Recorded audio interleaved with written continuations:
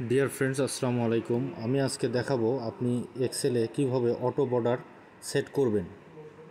তো এই যে দেখেন আমি লিখতেছি, তো এখানে যে ইন্টার দেওয়ার পরেও বর্ডার আসতেছে না। তো আমি এখন দেখাবো আপনি এটা অটো বর্ডার কিভাবে করে নেবেন।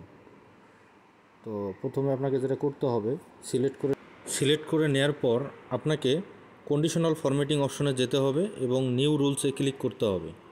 নিউ রুলসে ক্লিক করার পর use a formula to determine which cell to format, এই অপশনে যেতে হবে। তো এই অপশনে ক্লিক করার পর আপনি যে সেল থেকে অটো বর্ডার দিতে চাচ্ছেন সেই সেলটাতে ক্লিক করতে হবে।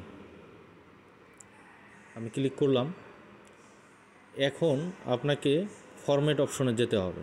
তো আমি ফরম্যাটে যাচ্ছি। ফরম্যাটে গিয়ে আপনি বর্ডারে যাবেন, বর্ডারে গিয়ে ওকে করবেন, ওকে করে সিলেক্ট করে দিবেন। এখন দেখেন আমি লিখব, লেখার সাথে সাথে অটো বর্ডার চলে আসবে। এই যে লিখলাম, ইন্টার দিলাম, বর্ডার চলে আসলো, আবার লিখলাম, ইন্টার দিলাম, বর্ডার চলে আসলো।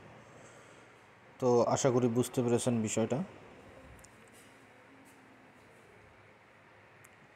ধন্যবাদ সবাইকে, ভালো থাকবেন। Thanks for watching.